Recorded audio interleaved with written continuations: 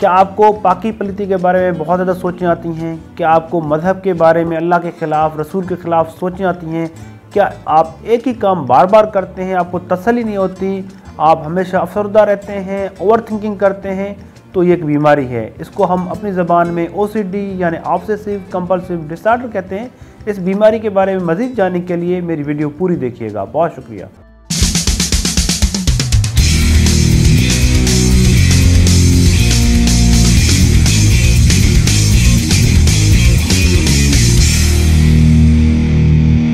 अस्सलाम वालेकुम जी, मेरा नाम डॉक्टर अब्दुल हलीम है। मैं कंसल्टेंट साइकियाट्रिस्ट हूँ। आजकल मैं साइकेयर हॉस्पिटल जौहर टाउन और ब्राइटवे क्लिनिक सुल्तान टाउन में प्रैक्टिस करता हूँ। मेरे पास एक 30 साला नौजवान लड़का आया।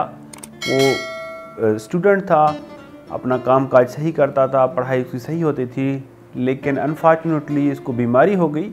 बीमारी इनकी क्या थी? बीमारी इनकी ये थी कि उनको बार बार वहम वसवसे आते थे सफाई सुथरे के बारे में कि जिस्म मेरा साफ़ नहीं है और मैं नापाक हो गया हूँ। और उस सोच की वजह से वो बार बार हाथ धोता था, हर वक्त हाथ धोता रहता था, उसको तसल्ली नहीं होती थी।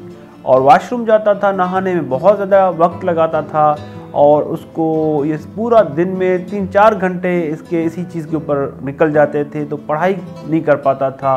अब उस चीज़ की वजह से वो इतना परेशान था कि वो डिप्रेशन में चला गया और वो उसकी नाउमीदी होपलेसनेस हो गई कि यार मैं कभी ठीक नहीं हो सकता।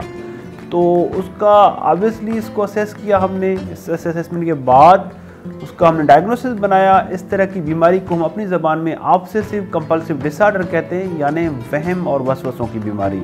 जब उनको असेसमेंट के बाद उनका इलाज शुरू किया, इलाज में उनको अद्वियात दी और उनको बताया कि इस बीमारी में आपको ठीक होते होते वक्त लग जाता है, अमूमन 4 से 6 हफ्ते लग जाते हैं। दवाई के साथ साथ उनकी काउंसलिंग सेशन, थेरेपी भी स्टार्ट की। आहिस्ता आहिस्ता उसको सोचों में बेहतरी आना शुरू हो गई। फिर आहिस्ता आहिस्ता थेरेपी के साथ जो वो एक्टिविटीज़ करता था, इतना वक्त अपना ध्यान करता था, तो वो वक्त कम लगाने लगा, हाथ धोने में कम वक्त, नहाने में कम वक्त, और आहिस्ता आहिस्ता सोचें इनकी ठीक होती गई। जैसे दवाई की डोज बढ़ गई और थेरेपी हमने ज़्यादा की, काउंसलिंग की, तो वो बेहतर होने फील हो गया। अब हमारे पास आता है वो फॉलोअप पे, लेकिन अल्हम्दुलिल्लाह उसकी लाइफ बहुत अच्छी है। अब उसको वहम वसवसे की सोचें आती नहीं हैं, आती भी हैं तो वो उनकी परवाह नहीं करता, क्योंकि हमने उसको टेक्निक्स ऐसी बताई हुई है कि वो उन सोचों को वो ज़्यादा बॉदर नहीं करता और उनकी लाइफ अच्छी है।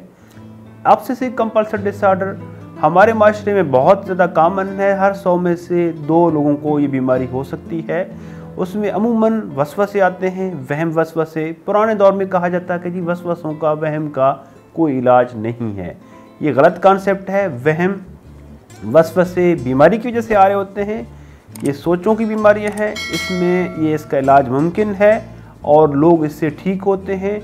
बेसिकली क्या होता है कि इंसान जो सोचता है या महसूस करता है वो क्या होता है, क्यों करता है? बेसिकली केमिकल्स होते हैं दिमाग के अंदर, जिसको हम न्यूरोकेमिकल्स कहते हैं।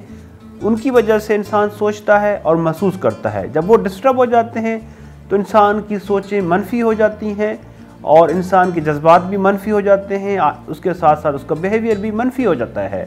तो जब वो केमिकल्स को हम अद्वियात के ज़रिए और थेरेपी के ज़रिए ठीक करते हैं तो इंसान की लाइफ अच्छी हो जाती है, नॉर्मल लाइफ होती है, सोचें मस्बत हो जाती हैं, बिहेवियर भी, जज्बात भी मस्बत हो जाते हैं। अब ऑब्सेसिव कंपल्सिव डिसऑर्डर में सफाई सुथरा की भी सोचें आ सकती हैं। कुछ लोगों को आर्डर में रखने की, चीज़ों को तरतीब में रखने की सोचें आती हैं, बार बार तरतीब रखते हैं, अगर तरतीब ख़राब हो तो वो डिस्टर्ब हो जाते हैं, उनको एंग्जाइटी होती है। कुछ लोगों को लॉक्स चेक करने की आदत होती है, बार बार लॉक्स चेक करते हैं। कुछ लोग बिस्तरे अपने बार बार साफ़ करते हैं। लोग अगर कोई बाहर से आ जाएं तो वो उनको अच्छा फील नहीं होता और उनको दूर रखते हैं अपने आप से कि ये नापाकीज़गी हो जाएगी, हाइजीनिक सिचुएशन ख़राब हो जाएगी, दूर बैठें। कुछ लोगों को मजहबी किस्म की सोचें आती हैं, वो बहुत ख़तरनाक किस्म की सोचें आती हैं, अल्लाह के ख़िलाफ़, रसूल के ख़िलाफ़ सोचें आती हैं और उसकी वजह से वो बहुत ज़्यादा गिल्ट में चले जाते हैं कि वो जहन्नमी बन गए हैं और उनका आगे कुछ नहीं होने वाला। तो उसकी वजह से वो बहुत डिस्टर्ब होते हैं। उनको पता होना चाहिए कि ये बीमारी है, बीमारी की वजह से अल्लाह के ख़िलाफ़, रसूल के ख़िलाफ़ सोचें आती हैं, इसमें कोई पकड़ नहीं है। ज़ाहिर है बीमारी में इंसान की जो सोचें होती हैं अपने बस में नहीं होती, अपने कंट्रोल में नहीं होती, वो आ रही होती हैं।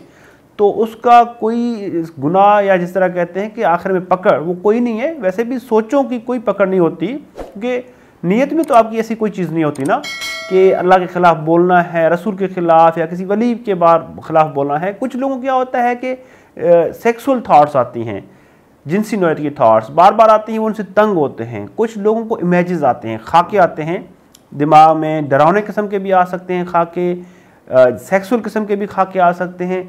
कुछ लोगों को क्या होता है कि ओवर थिंकिंग, बहुत ज़्यादा बहस मुबाहिसा चल रहा होता है दिमाग में, खुद से सवाल करते हैं, खुद से जवाब देते हैं और वो बहस ख़त्म नहीं होता, चाहते हुए भी वो उस बहस को ख़त्म नहीं कर सकते। इसको हम कहते हैं रूमिनेशंस। तो ये ऑब्सेसिव कंपल्सिव डिसऑर्डर में इस किस्म की अलामात आपको आ सकती हैं। उसकी वजूहात क्या हैं? वजूहात में फैमिली हिस्ट्री, अगर ख़ानदान में नफ्सियाती मसला चल रहा है तो और लोगों को भी बीमारी के इम्कानात ज़्यादा होते हैं आने के। अगर इंसान को बचपन में परेशानियाँ आई हों, करंट आजकल परेशानियाँ चल रही हों, तो उसकी वजह से ये बीमारी आ सकती है। अगर बीमारी आ जाए तो उसका हल है, जैसे मैंने बताया कि 2 तरीक़ों से हम इसका ट्रीटमेंट करते हैं। दवाइयाँ सेफ़ हैं, नॉन एडिक्टिव हैं और 4 से 6 हफ्ते अमूमन लगते हैं असर आने में, और साथ में थेरेपी, साइकोथेरेपी। ये इलाज 6 से 9 महीने तक इसका कंटिन्यू होता है। अगर ज़्यादा एपिसोड्स हों, बीमारी ज़्यादा शिद्दत वाली हो, तो 1 से 2 साल भी लग सकते हैं। लेकिन जब इंसान को बीमारी हो तो बीमारी का इलाज करवाना बहुत ज़रूरी है। वजह यह है कि आपकी सोशल लाइफ, ऑक्यूपेशनल लाइफ, काम काज सब कुछ डिस्टर्ब हो रहा होता है, आप कोई भी काम प्रॉपर नहीं कर पा सकते। अगर आपको कोई भी जहनी नफ्सियाती मसला हो तो उसका हल करवाएं। और इंसान सेल्फ हेल्प कैसे कर सकता है? अगर किसी को वहम वसवसों की या ओसीडी की बीमारी हो तो उसमें सेल्फ हेल्प के लिए first of all you need to differentiate के सोचें और हकीकत में फ़र्क होता है। सोचें सिर्फ एक थॉट्स हैं जो केमिकल्स की वजह से आ रही होती हैं, और वो जो सोचें आ रही होती ज़रूरी नहीं है कि वो सही हों। वो एक आपकी अपनी केमिकल्स की डिस्टर्बेंस की वजह से आपको सोचें आ रही होती हैं, और उन सोचों को बॉदर करना छोड़ दें, क्योंकि रिएक्ट करना आपका काम है। सोचों का आना वो आपके कभी कंट्रोल में नहीं होता, बीमारी में तो स्पेशली आपके कंट्रोल में नहीं होता। वो आने दें, जाने दें सोचों को, इनको लेबल ना करें कि अच्छी सोच है, बुरी सोच है, मैं गुनाहगार हो गया हूँ, पता नहीं। बेचैनी आपको जो होती है उसकी जैसे बेचैनी अपनी कम करें और सोचों को बार बार आने दें, जाने दें। उससे आपको क्या होगा कि जब सोचों को रेजिस्ट नहीं करेंगे तो वो सोचें आपको तंग नहीं करेंगी। और अपने आप को थोड़ा कोशिश करके डिस्ट्रैक्ट कर लें, चेंज कर लें अपना माइंड सेट, म्यूज़िक की तरफ ले जाएं, मेडिटेशन की तरफ ले जाएं, एक्सरसाइज की तरफ ले जाएं, लोगों से साथ डिस्कस करें। लेकिन सोचों से डरना नहीं है, सोचों से आपने भागना नहीं है, सोचों का सामना करना है। और कोई भी अगर अमल आप बार बार करते हैं, जैसे बार बार हाथ धोते हैं, तो आस्ते आस्ते ड्यूरेशन उसको कम कर दें। एकदम से तो ज़ाहिर आप नहीं कर सकते। अगर आप 5-5 मिनट करके कम करके इसको ड्यूरेशन कम करेंगे, और थोड़ी बहुत ज़ाहिर है इस तरह करने से एंग्जाइटी होती है, घबराहट होती है। उस घबराहट का आपने सामना करना है, उसे भागना नहीं है। अगर आप 5 या 10 मिनट कम हाथ धोते हैं या नहाने में कम वक्त लगाते हैं तो वो घबराहट का सामना करें। इस तरह आस्ते आस्ते करके वो आपकी जो बेचैनी है, घबराहट, वो भी कम हो जाएगी। आपका जो अमल है, कंपल्शन, आस्ते आस्ते करके वो ठीक हो जाता है। तो कोई भी इस तरह का अमल है तो अपने माइंड को समझाएं कि यार ये बीमारी की वजह से मुझे सोच आ रही है, ये अमल कर रहा हूँ तो मुझे बेचैनी होती है, तो होने दे बेचैनी, लेकिन मैं ये नहीं करूँगा, आहिस्ता आहिस्ता करके इसको मैं ओवरकम करूँगा।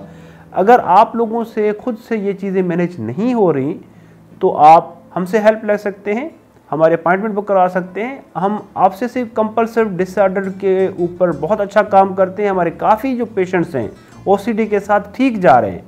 थैंक यू, बहुत शुक्रिया।